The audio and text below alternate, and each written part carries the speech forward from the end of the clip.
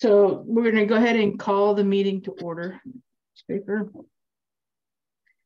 at 7:05.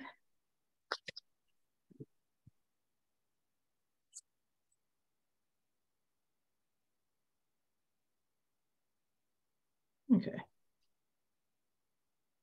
So the first topic on the agenda is, so before we get started, the first thing that I would actually like to do, if possible, is to acknowledge two recent passings that I think have an impact to the golf course and to the Golf Advisory Board. Former Golf Advisory Board member David Bauer passed away this weekend suddenly. Yeah, or unexpectedly, I shouldn't say suddenly, unexpectedly. And I would just like to acknowledge the contributions he made to the Golf Advisory Board and to the golf course, just his spirit and his keen interest, and just very sad that we've lost him at this point. Yeah, very sad. And the other is a former club champion, a recent former club champion, Craig Lambert, who also passed away after an extended illness, and is being remembered very fondly by most of the golfers at the golf course who knew him. So again, just kind of back to back there, and sad, and I just wanted to acknowledge them on the record for that. That's okay. Margaret, I understand that there's going to be a celebration of life for Craig next month. Is that right? I do not know. I think so. Yeah. Okay. Yep. Yeah. Anyway. His wife Roxanne is going to be getting details for us in the next week and a half. Good. No, that's good. And Dave's events are this Friday and Saturday. So a viewing on Friday and a memorial service on, or celebration of life, probably both, on Friday or on Saturday morning at 10 a.m. So that's where we are there. Okay. Anyway, just wanted to get those on the record. So the first order of business is the minutes from the May meeting. I think there's another one there too, but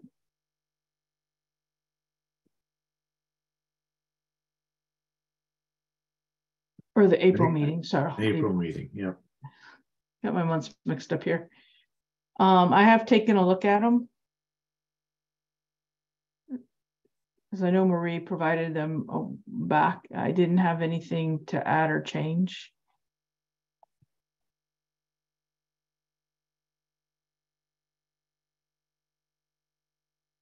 I don't know, Brad, if you had a chance to take a look at them. I'm sorry. Say that again, Margaret. What did the I meeting get minutes from April? I did not. I wasn't in attendance at the April meeting, but I have the minutes in front of me. Yeah. So the question is, Mark, I don't know if we only have one person voting. Yeah, we don't really have a quorum, so this isn't even really an official meeting. Okay. It's more of a discussion, so we really can't approve minutes. Nope. So postpone until next fall. Okay. Who is in attendance? Yeah, there you go. No, you would be abstaining, which is why there'd only be one person to vote. So the next topic is comments from the public. So any communications received from the community or the public?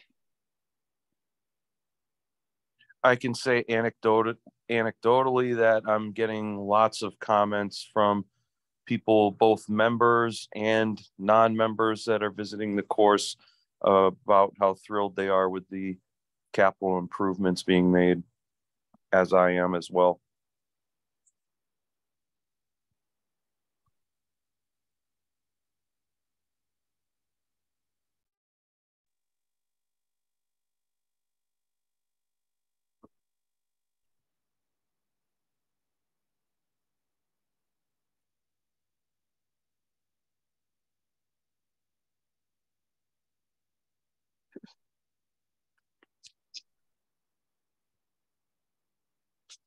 Anybody else?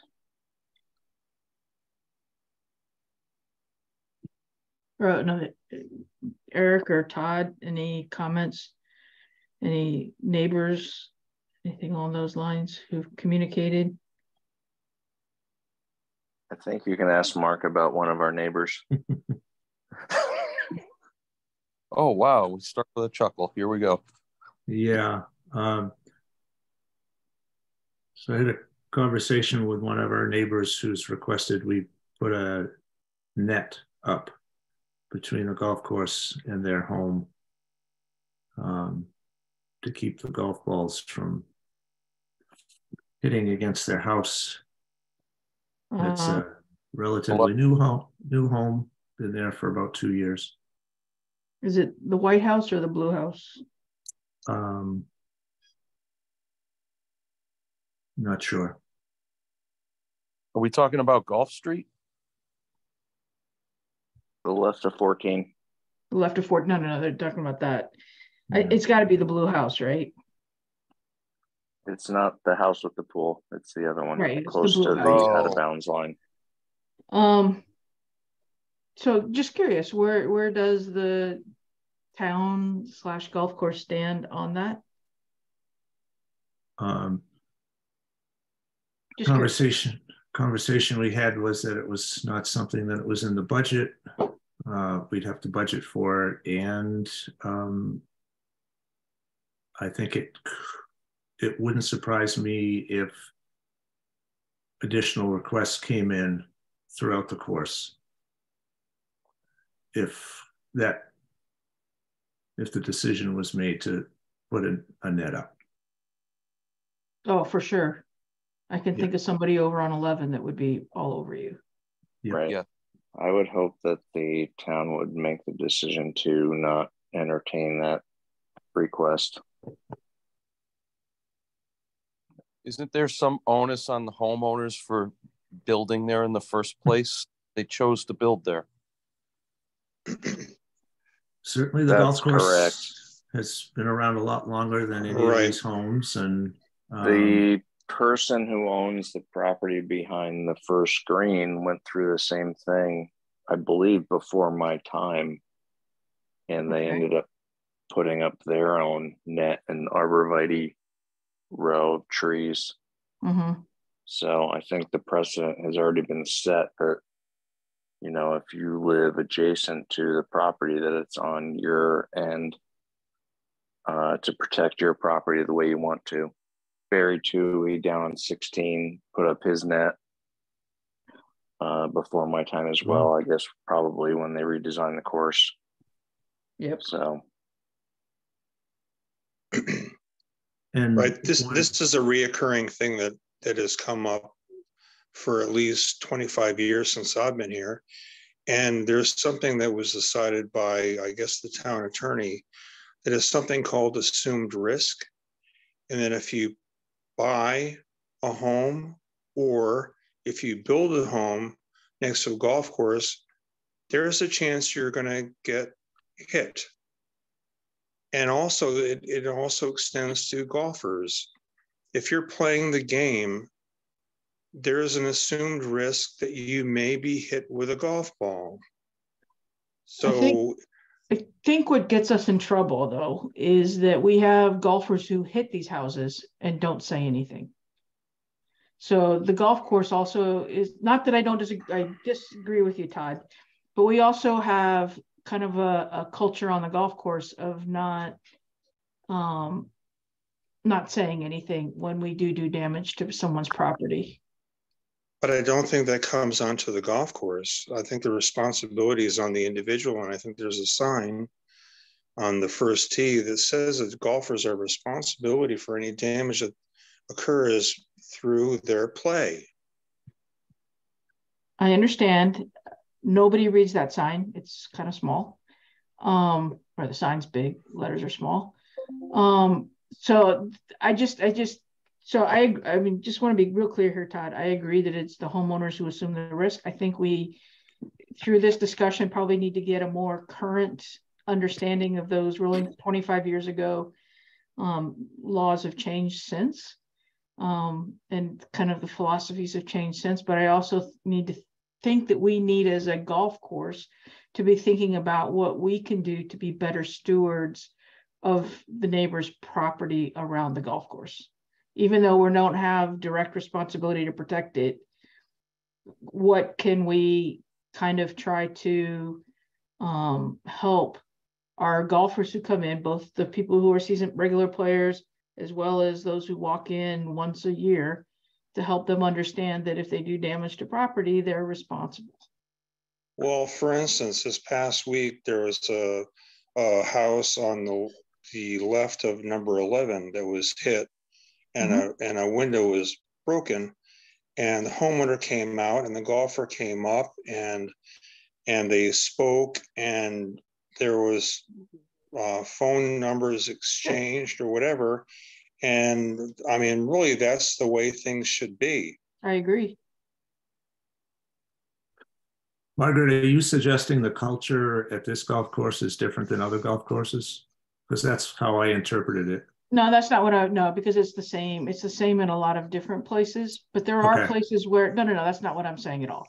But what I am saying is that at this particular golf course, it feels like, because the same person whose window was broken this week had a window broken several months ago, and by the time she got out there, the person was like long gone. It's like they just disappeared into thin air. Yeah. So no, I'm not suggesting that at all. I just think that we need to, if we're going to ask these folks to protect their property, we need to be also playing a part and not just saying, well, it's not our responsibility at all. And I don't know whether that's increased signage. I don't know. I really don't know what that is, but it just feels like we get a lot of people saying that people are hitting their houses, or not a lot of people, but a number of people who are saying, or doing damage, hitting cars, whatever, and not saying anything. This homeowner has reached out to our risk manager, and our risk manager, we went through this a couple of years ago with a homeowner after some trees were taken down and some new trees were put in, and she was going to reach out to the town's attorney just to confirm what she believes to be the most current rules around that. Yep. Super.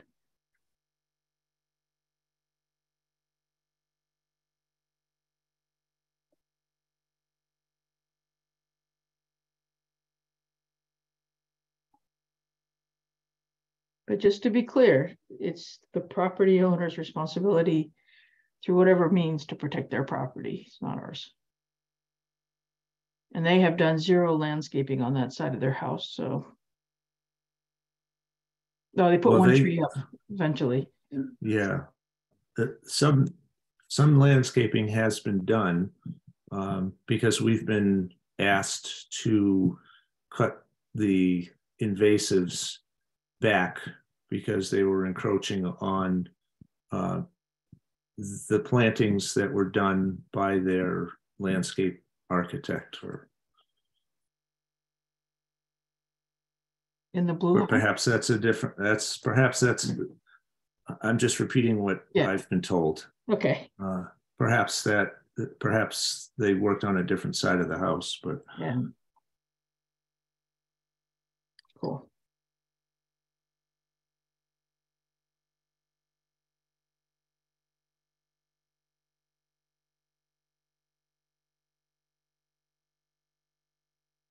No, but it's good to have these conversations.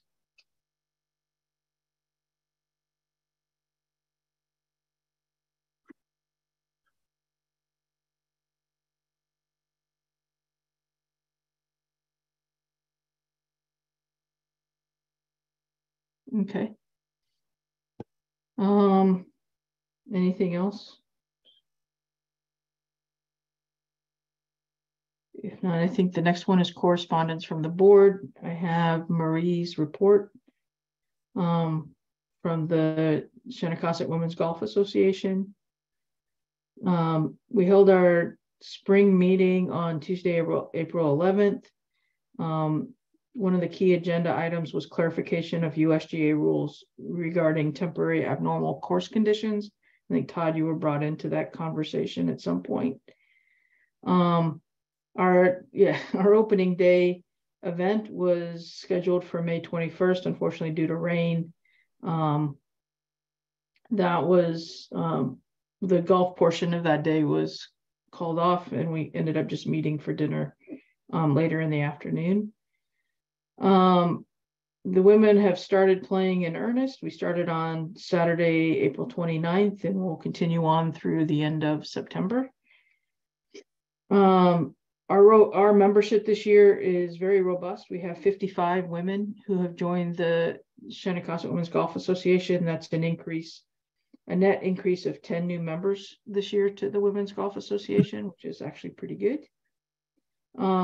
We've also gotten started on our full schedule of major tournaments and a number of events that are planned for the seasons. Like the men, the members appreciate and are impressed with the work being done to improve the course around holes 3, 4, and 6. And they're looking forward to, having seen the paint, looking forward to the new tee box on hole number 2. I think everybody is actually rather excited about that. And there's also much appreciation by many of the non-course members for the discounts being offered to women this month for Women's Golf Month. And Marie especially says thank you very much for that. So that is the report from the Shinnecock Women's Golf Association.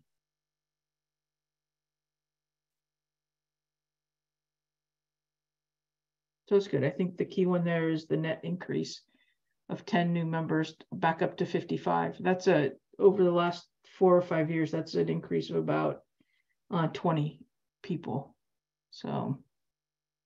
Yeah, that's awesome. I think having the women's club information on the website has, in my mind, I think anyways, it's helped. Oh, absolutely. And I think that's what I've heard from the women's club.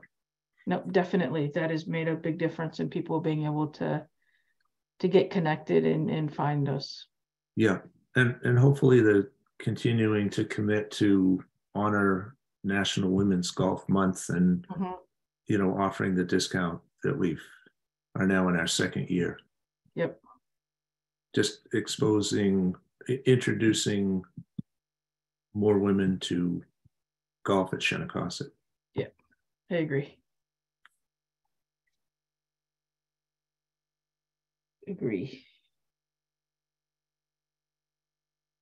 Okay. Any other? I think, Brad, you already gave your report. Excellent. Well, I don't have any like official numbers from the men's club. I'm no longer an officer in the club, but yeah, like you, our men's club activities are well underway. We're already started into our majors. We had our qualifier this past weekend, 2-day qualifier for our President's Cup. Great participation. So everything's going well. I agree. Very good.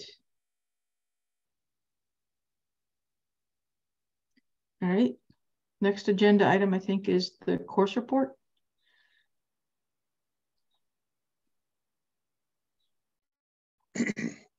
Okay. Well, as you can see, the bottom line on the summary, we continue to exceed our previous record year, which also exceeded our previous record year. We're just very busy, and it's terrific. Despite in April, the fact that we had estimated lost revenue of $17,000, exceeding the prior year month by $10,000. We still put up great numbers. We're seeing new members, and it really is a positive thing. Yeah. So any questions, I'll be happy to entertain any. Oh, by the way, in March, although we didn't have any significant rain events, and there was a question that was brought up, March was a cold and windy month, and that really suppressed play. And so that's why, even though we didn't have the same number of rain events as the same year last year, the same month last year, that was very impactful. As a regular golfer in the men's club, I can concur with that. This was one of the rougher years on memory for, a start to the season in terms of cold and wind. Right. And continues to be. No, right. People were commenting on it during the President's Cup. It felt like we were playing ball golf. Mm-hmm.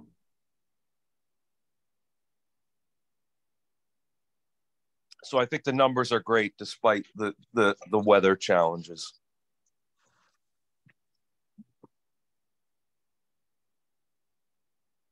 Yep. No, I agree. I think everything looks good.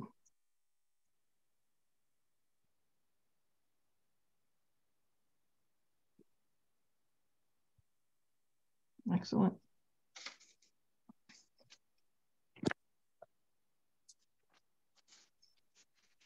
Thank you very much, Todd, for that.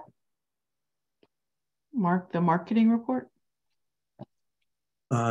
So good news is the percentage of women engaged on Facebook is up 4% from the previous couple of months. So right now, 72% of engagement on Facebook is men, and now we're up to 28% for women, and the top ages are 35 to 44 and 45 to 54. So I think those are encouraging that I would say younger women are engaged in the Shinnecock Facebook page in one manner or another. We've also, as I'm sure you all know, started in May promoting June Women's Golf Month, and that will continue throughout the rest of this month. Our community outreach coordinator has stepped back to 8 hours a week to take care of a family member. So she's staying on until we can replace her. We also lost our office administrator last week and are still trying to fill, and as of tomorrow, we will be filling our financial assistant position and still have a program supervisor. The recreation division was down 4 out of 6 people. So it's, yes, it's, ask me anything about purchase order, change orders, requisitions, and I can give you half an answer. Wow. So yeah. So anyways, that's been a challenge. I do have one other course news. We have invested in a new water fountain. It has bottle filling capacity and is also ADA compliant. So there's kind of 2 levels, and that will be replacing the water cooler that's currently between the pro shop and Par 4. That's and excellent news. Yes. Also known as the Starship Enterprise. Yeah, I filed the noise is incredible. Yep. So I can tell you regarding the June Lady Golfer Month, it is really very well received And we have some very good response, and I'm happy to see it. Yep. I mean, people are coming from really quite a distance to come and play us. And that's a great thing. That is. No, it's good. No, it's a very good thing you do, that the golf course does. I think it does make a difference.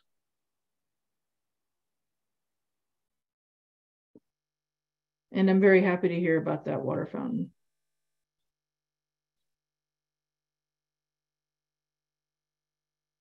Yeah, hopefully it will be going in. I got ordered it last week on like Tuesday, and Thursday they were delivering it. Oh, wow. So Public Works has committed to installing it, and I notified them that it was in, and hopefully they can get to it within the next couple of weeks. Okay. What was the damage? $1,833. Nice.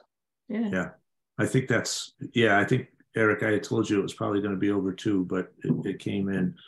Right. Yeah, I think it was 1833. Savings.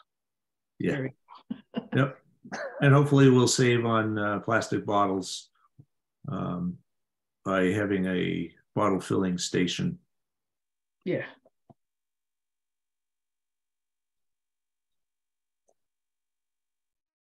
Yeah, that'll be very helpful. So speaking of work, just real quick, work around the building. So clearly the water fountain needed.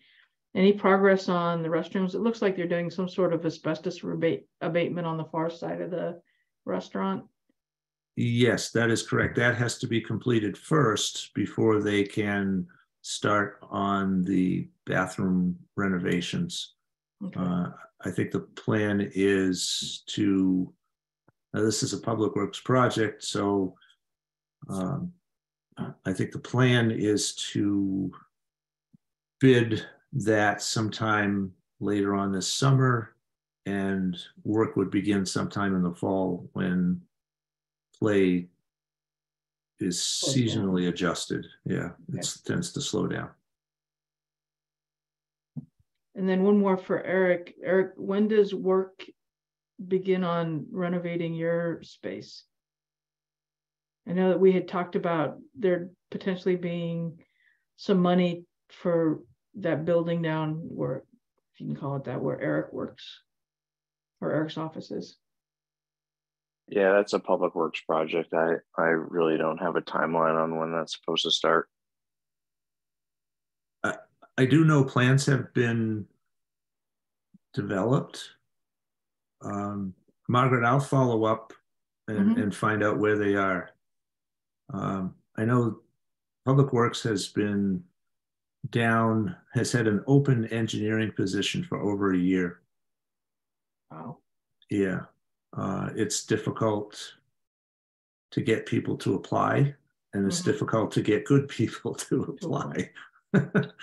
So, yeah. So I'll check on that and report back to the GAB. Okay. Because that's another project that now feels like it's been talked about for a while. It'd be nice to see that one done too, for Eric's sake.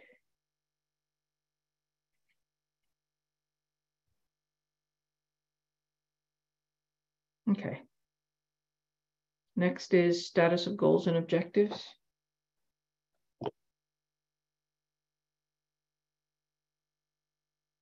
Well, I look back at last meeting's notes, and one of the goals was to improve the course conditions, specifically the bunkers, and we're obviously deeply engaged in that now. And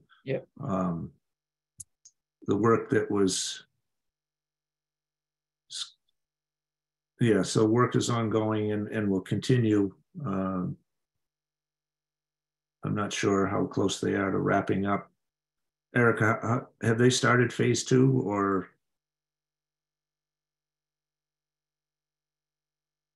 We are not going to start the second phase because we're getting too close to summertime right now.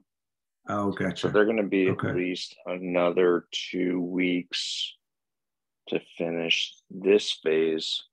So Okay. getting so close into the summertime, it's going to get really hot. Okay. We don't want to be laying sod and having to irrigate all that. So we have decided that Dan will come back in the fall when his schedule permits and start the second phase. Okay. We had originally planned or discussed doing the FYE 24 work, kind of right in. Oh, interesting. Yeah, just to save on mobilization costs and whatnot. And they were already here. I think phase 1 has taken them a little bit longer than what they thought. So they'll be back, like Eric just said, this fall to start on the FYE 24 work. Okay.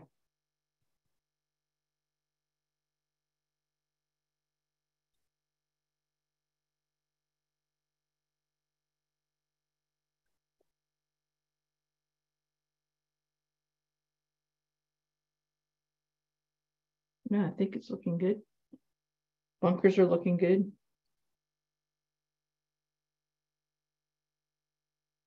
Yeah, and one of the other goals I think was player diversification. And I know, well, I think increasing the number of, we're approaching that from a couple of different steps, increasing the number of women that are participating.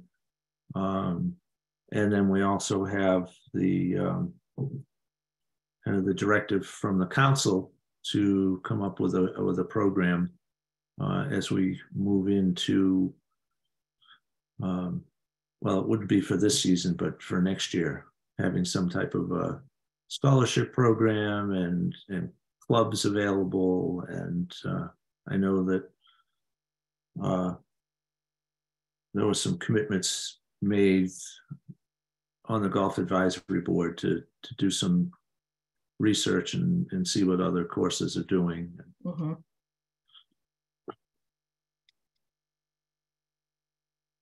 And unfortunately, Dan's not here tonight to, I think he was going to reach out. I don't know if Todd has any updates. I know he was going to talk to the head of the Connecticut PGA to see what programs might be out there. Well, regarding the First Tee program, really, so Elm Ridge is in our county, in our area. Elm Ridge is the First Tee site. We really need a range, which is really the issue. However, another aspect of the First Tee is the camps. And this year we have 3 camps, junior camps that are scheduled that Casey and I will be doing. And so I think we're doing, and also keeping the cost of the of junior golf down, as we always have and always have done and are currently doing. I think we're making some very good effort in that regard.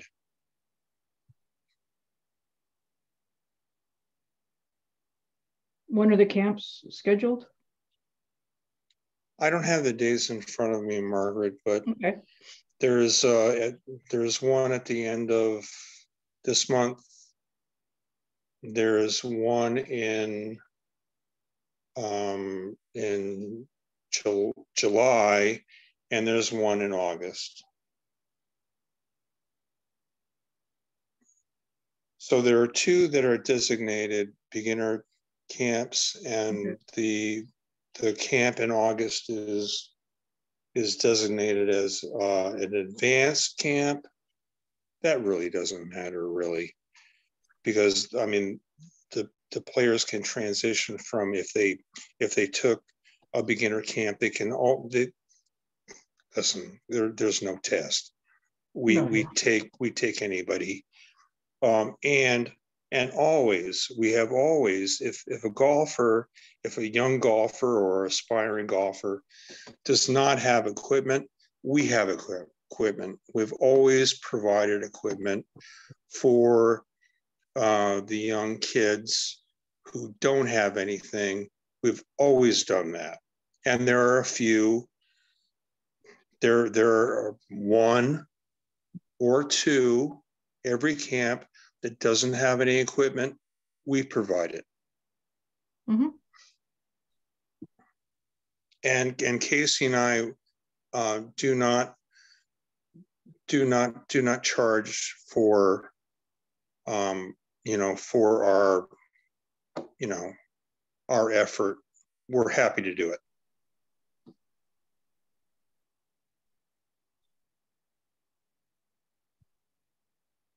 Good. Well, that'll be fun to see when they come out and play. It always is.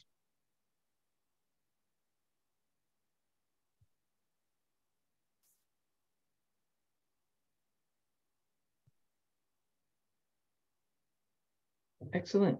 Okay. I don't think we have any new business other than that. So I think that's good. Our next meeting date, September 11th, right? Yes. Okay. Oh, wow. Yeah, I know. It feels like forever away. 3 months. Welcome, Marie. And with that, can I get a motion? Thank you, Margaret. A motion to adjourn? Sorry. Oh, I'll make that motion. Okay. Excellent. Seconded. Meetings adjourned. Good night, everyone. Good night. Good night. Good night, everyone. Good night. Right. And